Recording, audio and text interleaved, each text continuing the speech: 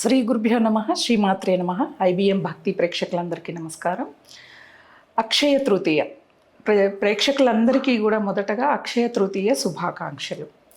ఈ అక్షయ తృతీయ అనగానే ప్రతి ఒక్కళ్ళు ఏం చేస్తారంటే అక్షయము అంటే పెరుగుతుంది, అంటే క్షయము అంటే నశించేది అనమాట.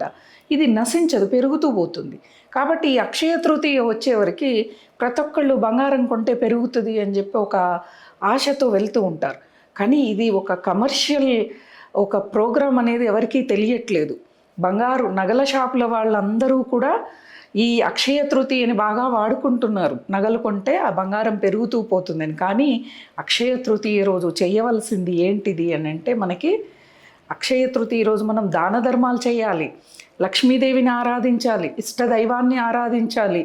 అలాగే దాన ధర్మాలు అంటే మనకి ఇప్పుడు వైశాఖ మాసంలో అక్షయ తృతీయ కాబట్టి ఈ అక్షయ తృతీయ రోజున మంచి వేసవి కాలం, బాగా ఎండలు మండిపోతూ ఉంటాయి.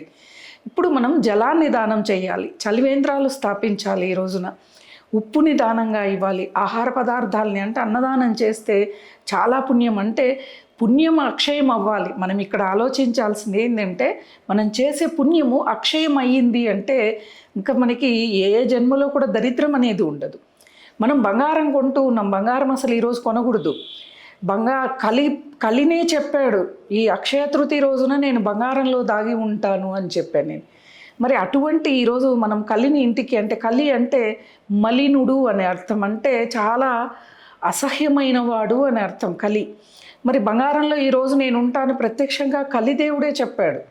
మరి అటువంటి బంగారాన్ని మనం ఇంట్లో కొని తెచ్చిపెట్టుకోవటం. ఇంకొకటి, చాలామంది మహిళలు ఆ రోజు చాలా రద్దీగా ఉంటాయని ముందే వాటిని సెలెక్ట్ చేసి పెట్టుకొని వచ్చి అక్షయ తృతీయ రోజు ఇంటికి తెచ్చుకోవడం చేస్తూ ఉంటారు.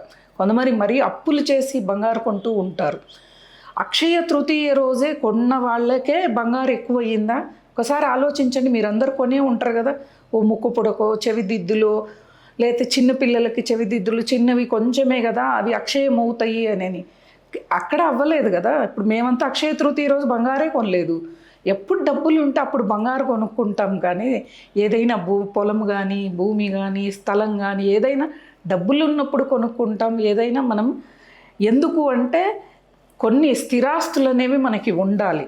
అంటే మన ఫ్యూచర్ ముందు ముందు మనం ఏ కష్టం వచ్చినా అవి మనల్ని ఆదుకునేలాగా ఉండడానికి మనం కొంత ఇవన్నీ కూడా కొని పెట్టుకుంటాం. అంతేకాని బంగారం ఎక్కువైపోద్దని మనం బంగారం మీద ప్రేమతో వెళ్ళిపోయి బంగారు నగల దుకాణాల్లో వెళ్ళిపోయి ఇలా కొనడం మంచిది కాదు. అక్షయ తృతీయ రోజున లలితా పరమేశ్వరిని ఆరాధించండి, నృసింహ స్వామిని స్మరించుకోండి. ఈ రోజున దాన ధర్మాలు వీలైనంత దాన ధర్మం, ఒక్క మనిషికైనా భోజనం పెట్టండి, పుణ్యం అనేది అక్షయం అవుతుంది. అంతేకాని వేరే వేరే వాటి కోసం వెళ్ళకండి. మనకి పదాలు ఉంటాయి, క్షయము అక్షయము ఇలా ఉంటాయి కదా, పాపము పుణ్యము, కష్టము సుఖము. అలానే ఇది కూడా క్షయము అక్షయము, నాశనము కానిది ఏదైతే ఉందో అదే మనం చేయాలి. ప్రేక్షకులందరూ దృష్టిలో పెట్టుకొని అక్షయ తృతీయని సంతోషంగా 10 మందితో పంచుకొని 10 మందికి పంచిపెట్టేలాగా ఉంటే చాలా బాగుంటుంది. స్వస్తి.